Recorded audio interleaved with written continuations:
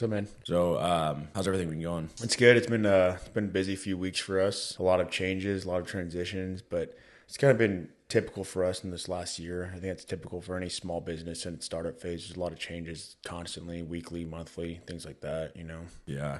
What do you think is the most like time-consuming thing like running a business? Do you think like managing multiple roles, like doing the job itself, or what do you think is like takes up all your time? I think trying to do all the roles yourself is a big aspect of it in the beginning, and then even as you transition out of that, I think a big aspect of what consumes your time is trying to push off those managerial roles or try to push off those other roles because you still have to try to implement it in a way that makes sense. You have to give people tasks that make sense for their role, and you still have to make sure they're being done efficiently. So doing a bunch of roles yourself and trying to hand those roles off are both very time consuming. Yeah.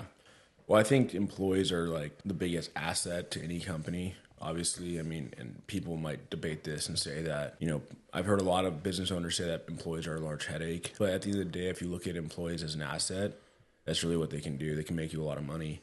But like you said, it takes a ton of work because, when you have operations you're running and you're doing it yourself, you want to make sure that not only is it getting done efficiently, but you also want to make sure that you're not, overloading people and you're not burning them out and you're not giving them too much to do where they stay motivated and want to keep working with you. So like for us, obviously we started our plumbing company with just like two of us. We were just basically working in the field and managing like, I guess, dispatch, but we weren't really it was hardly dispatch at the time because we had a very low call volume. So transitioning now, we have a few different positions with our company. We have, a dispatch role. We have marketing roles. We have service technician roles, looking to get a service manager pretty soon. But with that, I think those are like the big things when you're transitioning is like, how do you keep filling those roles and, when's the right time to hire more people? Yeah, it's hard to determine that. I think it's for any business owner. It's like they don't know when they're ready to grow. They don't know when they're ready to hire. But I obviously think too, a lot of businesses, they don't grow and they stay stagnant because they're not willing to hire and they're not willing to put more money out there. Like you might spend more money in the front end. You might not take as much home in the front end. But hiring employees is what's going to allow you to grow. You're not going to grow by yourself. Yeah. Especially a company like ours. Mm-hmm. Well, I think for a service business, like, because I think a lot of construction type companies, they want to hire guys that do labor. Like that's like their first thing. They got to hire people that are doing the skilled labor because that's what they convert to more money. And I think that's super important. But I think when you're growing any business, especially like a service repair business, service repair is all about customer service. So that's about the initial phone call they make, the time that they swipe their credit card and your technician's walking out the door. But with that, customer experience is key. And I think one of the first key hires that we brought in was a dispatcher because I think that, we did hire a few technicians before we hired a dispatcher. However, we didn't continue to hire technicians. We didn't have, we have 4 looking for a 5th now. But we didn't hire 4 and then hire a dispatcher. Like, no, I think we hired 1 and we maybe were working on our second or had our second in the field when we hired a dispatcher because it doesn't make sense. It improves efficiency and it improves the customer experience. Well, it allows you to continue to grow. A lot of people say, and it is like a very cliche term, like a lot of people say it, they say you got to work on your business, not in your business. But no one really knows what that means. Like I didn't know what that meant when we were starting out. Like I understood the concept, but what did that really mean? What did I need to do every day to work on my business? Like I didn't know.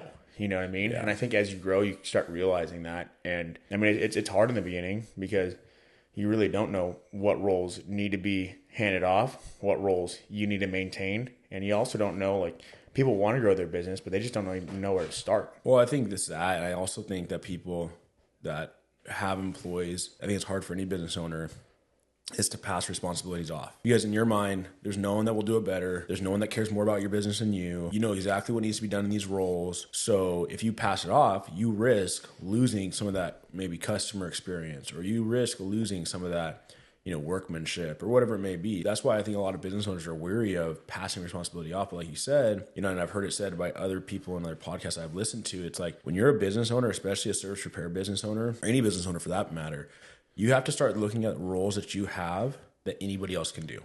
And something like dispatch, anyone else can do. Running service calls, anybody else can do. It may not seem like it at the time. It may seem like, I have to be out there. I have to be part of this job. But if you can separate yourself from that and then start focusing on things that produce revenue for your company, that's what you need to be doing as a business owner. Things that no one else can do. And I mean, just from a tradesman standpoint, what's the biggest downfall as far as like, why do tradesmen not want to hire people? They don't want to get off the tools. They don't get the tools. Why? Because no one does it better than them. Exactly. And that's the problem. Well, and I think that's part of it, like with a skilled trade, you know, you have to realize, like for plumbing, for example, that's the company we're running right now. A lot of times there's a few different ways to skin a cat. There's a few different ways to do an install. They're all up to code, but you may do different than the next guy. And I think that's another problem with like construction workers or, you know, skilled labor is that we think our way is the best. You know, it's like when we were cops, like you watch, you know, they say, oh, don't Monday morning quarterback. You watch a traffic stop or a shooting or whatever, and you're like, all 100 ways that this guy could have done it better. But it's like, dude, there's 100 ways to do that, to throw that situation out there, and a lot of people are going to do it different. And it's the same in plumbing. It's the same, I'm sure, in most industries, you know. We just have these egos that, oh, no one can do it better. But I think letting go of that is super important. But I think the hard part, like, obviously is as you grow and you start hiring more people, it's not only implementing those things, but like in skilled labor space, employee retention is super hard. Because, I mean, the statistics of skilled labor in the United States are plummeting at an astronomical rate. So right now we're in a position where if you don't like where you're at, you could just go wherever else. Like there's another guy literally right around the corner that's hiring as well. If I were to walk away from this job today. Yep. So what do you think is the biggest thing to help retain at least like service repair guys or skilled labor in a situation that we're in this country right now? I mean, I think there's a lot of things for any company. I think, you know, company morale has to be high. I think people have to be treated right. And I think people have to be incentivized. Because at the end of the day, people care about their money and they care about what they take home. And, you know, it's obviously important to everybody. And if they have no stake in it, if they don't have any buy-in, then what's the point of staying? What's the point of sticking around? So I think as a construction company, service repair company, there has to be an end game for people, you know, because most people, especially when they're young, dude, they look at it and they're like, man, I don't want to be doing this for the next 35 years because it's hard, bro. It sucks. You know, a lot of people don't want to be on a job site for 30 years. At least have a room for growth, have room for managers, like you said, or have room for general managers or foremen or however you run your job or however you run your company. But there needs to be room for growth too. So I think the big thing is the morale, a buy-in from your employees with like incentives, and there needs to be room for growth. I think that's the biggest thing to retain employees. Well, and I think the big problem with a lot of larger companies, obviously, I think smaller companies don't really have this big of an issue because they're not producing as much revenue. But as you grow and as your company grows, there's a lot of companies, at least like surrounding us, that you see like there's larger wage gaps, right? Where you have upper management that are making a killing, and then they're paying these guys that are skilled labor $20 an hour with no incentives. Like that's crazy. And that's why I think, like you said, a lot of the younger guys that come into the trades, you know, they come in 20, 21 years old, they do it for a few years and they figure, man, this sucks, dude. Like I'm getting paid dog shit money and I'm doing back-breaking labor. It's skilled labor, but a lot of it's still very hard work. You know, if you're digging holes, jackhammering concrete, like to do like plumbing work, it's a lot of work. But I think that's why a lot of young people don't stay in the trades because they don't see, like you said, a future in it. They're just stuck doing the skilled labor part, making bullshit money, and the upper management's making a killing. And I think like what I've seen at larger companies that have been very successful, I'm not saying that you're going to make $1 million a year as a you know, service repair plumber.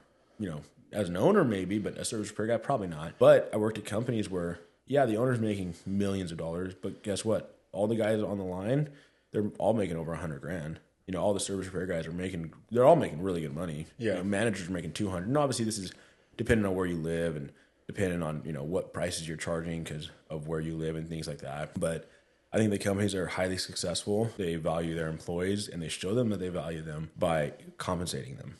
And that's what retains people long term. Because obviously, like, I don't know the exact numbers, but the statistics in the United States, somewhere around like 500,000 plumbers today. And they estimate in the next 6 years, there's going to be like half of that. I think also encouraging your people that there's more, that there always will be more, there's always room for growth. I think that's a big thing, especially early on, you know what I mean? Ensuring your guys understand that. Because like I said, and I think the biggest thing is, like you were saying too, a lot of guys, they just see it as a dead end. They see it as a dead end job. They see it as it's not going to go anywhere. I'm not going to ever make any more money here. I'm not going to ever grow in the company. I'm not ever going to promote.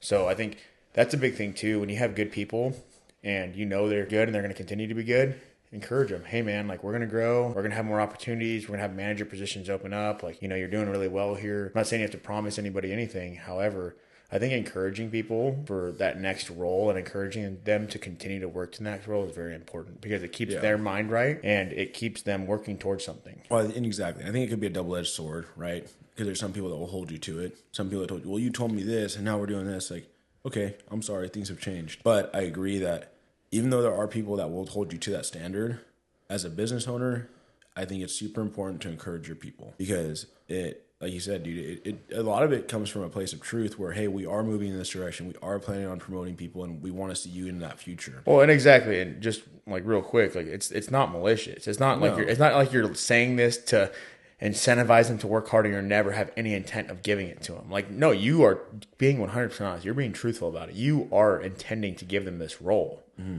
Or you want to see them in this role. Like you would love as a business owner because you see so much potential in them. You would love to see them continue to do well and continue to grow and continue to grow into that role. Like you want that for them. However, that's not enough. Well, and a lot of times too, it's not, and it's so much true. Not only because you want this for them, but I mean, a lot of business owners, they want it for themselves. I want it for myself because at the end of the day, I know that when I can stop going out to calls, I can now focus my time on stuff that is more important. And more important, I mean, like I can help continue to focus on driving revenue for my company, right? Where I don't get bogged down half the day by going out and having to work or help the guys out or sell a job or, manage a job or whatever it may be. I can be completely off the job sites. My only role is to drive revenue. So it helps everybody. It helps, employees. It helps business owners. Like, dude, it's super important. Yeah. And as far as hiring goes, I know we've hired obviously different people at different times, but what's your opinion as far as like jumping the gun on hiring and like really evaluating like, is this person a good fit for our company? So I think like in the beginning, and we can both like kind of talk to this, but in the beginning and even now, we're very impulsive people. And what I mean by that is like when I want something to happen, it needs to happen now. Like if we're buying another van, let's do it today. If we're going to get another van on the road, let's do it today. If we're moving, let's just keep moving. Like there's like very little thought that goes into it. I'm not saying that there's not like calculated thoughts, it's calculated risks, but it's not like we're sitting on an idea for 2 months before we pull the trigger. We need to do something, we're going to do it. So our first few hires, and some of them have turned out to be really good, some of them are no longer with us, but like one of our first people that we hired that was a trainee or ended up being a technician with us, it was just we just jumped the gun. And it wasn't that he was a good dude, he did well here, but it wasn't like we interviewed multiple people. That person, people were coming in and we're like, all right, we need to train, we need to hire someone now. First person that came in, boom, you're hired. And then we kind of saw like that as we grew, like, hey, dude, maybe we could wait a week. Maybe we could wait 2 weeks. Maybe we could just let that application or that hiring bulletin, maybe we just let that pen for a little bit. And then because we did get to a place where we interviewed somebody for a new technician role and he just didn't seem like a good fit. He didn't have the drive. He was talking about all the issues he had as with his last employer.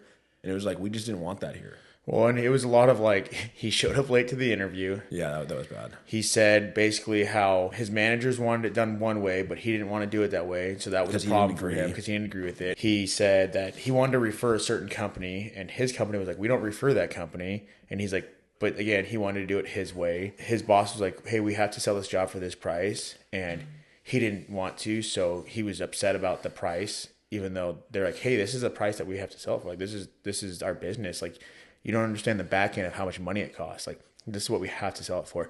And he was explaining us to this in the interview.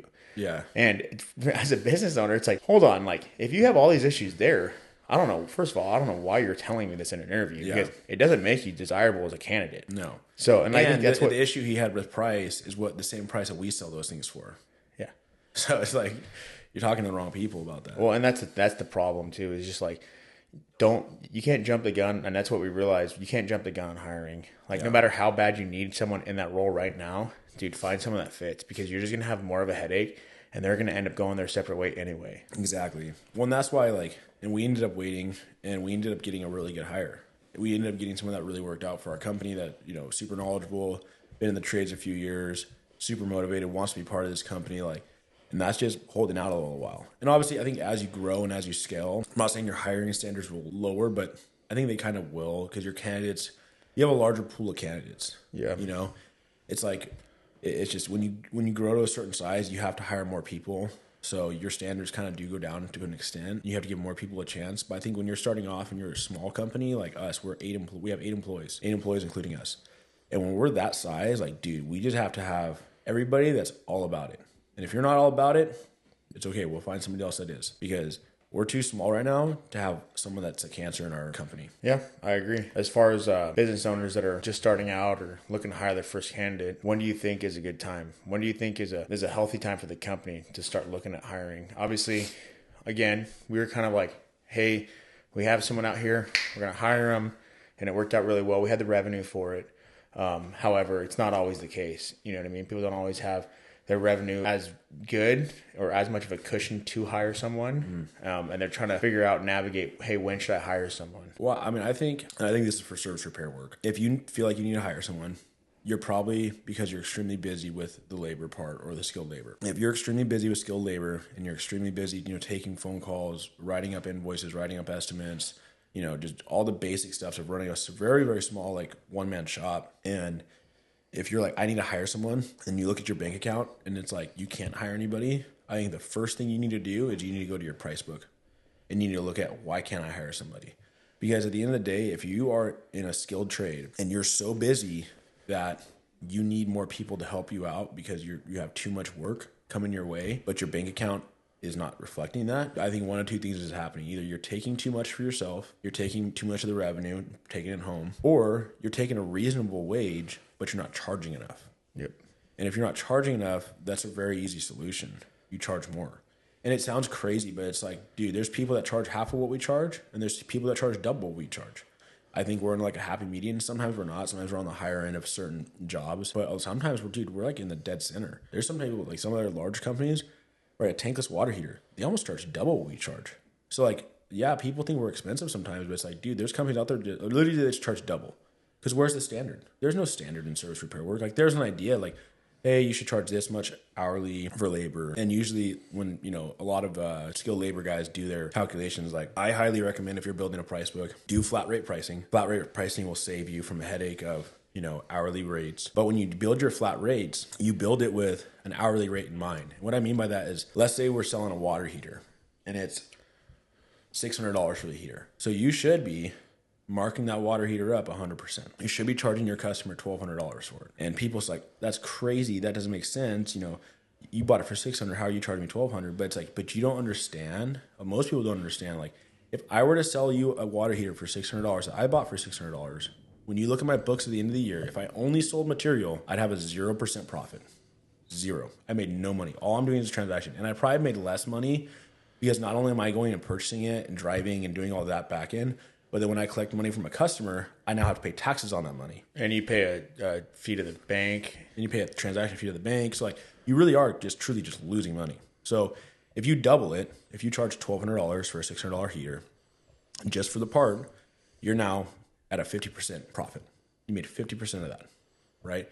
And people's like, oh no, it's 100%. No, you're marking it up 100%. Your profit's at 50. So there's a difference. So you do that, and you figure out what your hourly rate is. Is it $300 an hour? Is it $400 an hour? There's companies that charge $600 an hour. And it sounds, again, people think it sounds crazy, but let's say you're at $400 an hour, and estimated water heater takes about 4 hours for a swap out. Okay, $1,600 plus $1,200, $2,800.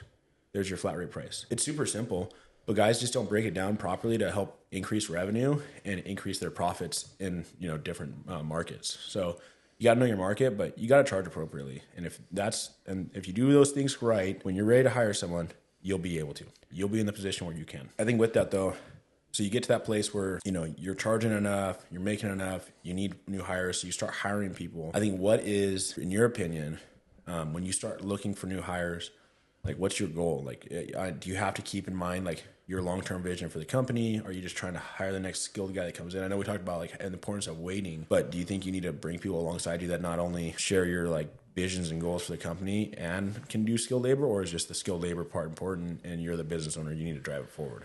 I think the skilled labor part is the least important of it, honestly, especially because you can hire trainees, you can hire apprentices, and you can teach them the trade. Yeah. But you can't teach someone to give a shit. You can't teach someone to be motivated about the company.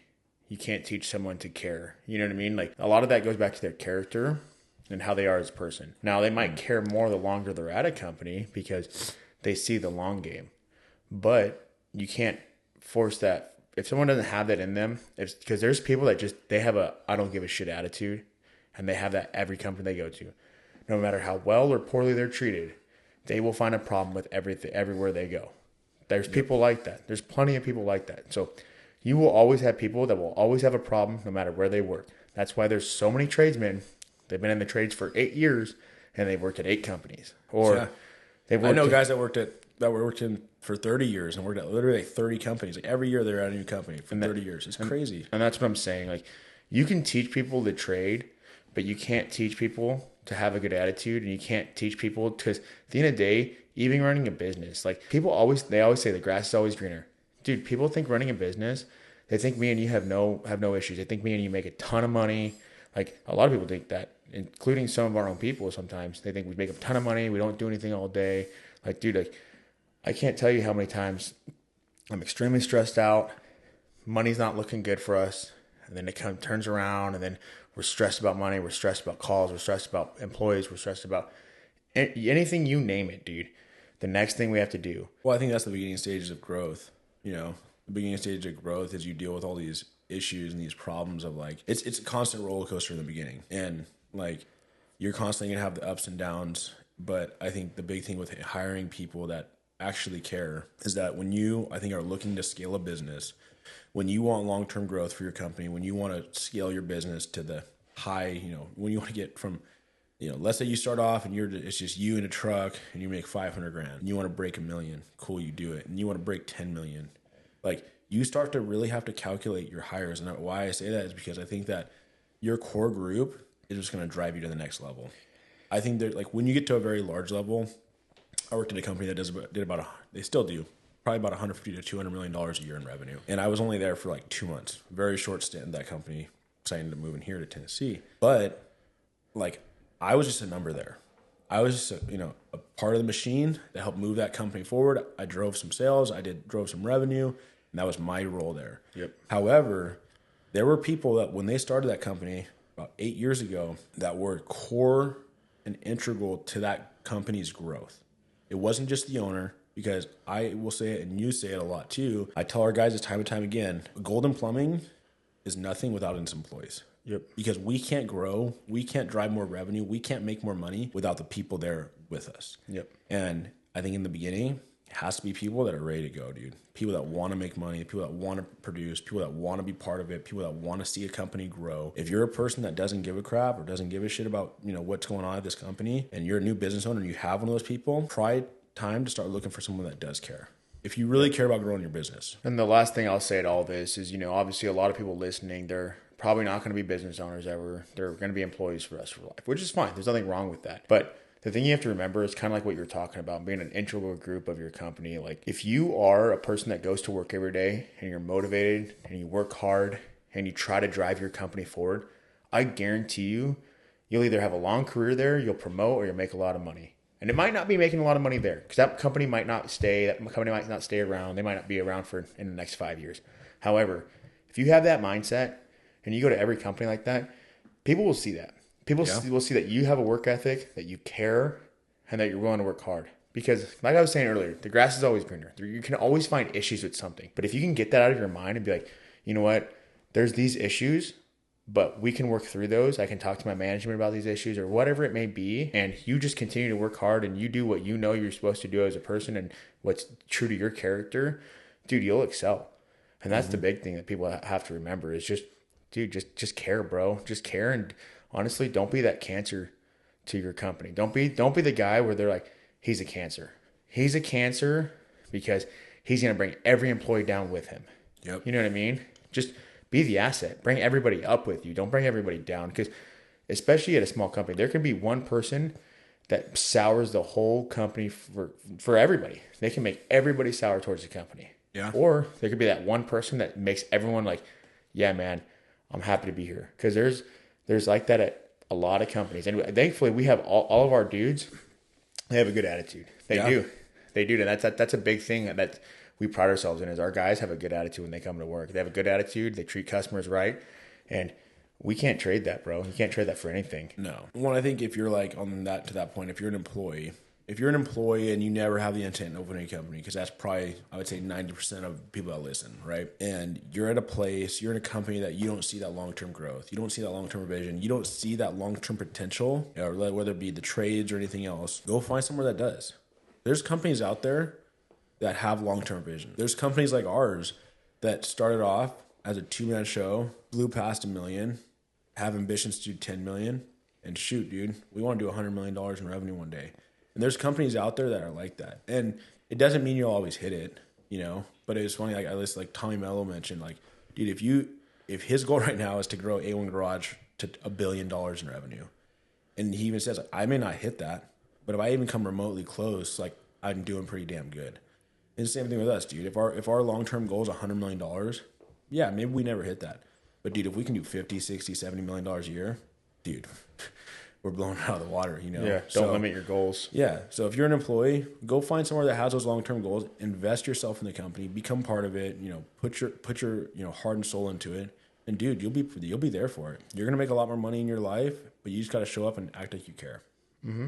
Well, I think that's a good place to end it. Jacob, thanks for joining us, and join us next time, guys, for Against the Grain episode 6. We'll see you next time.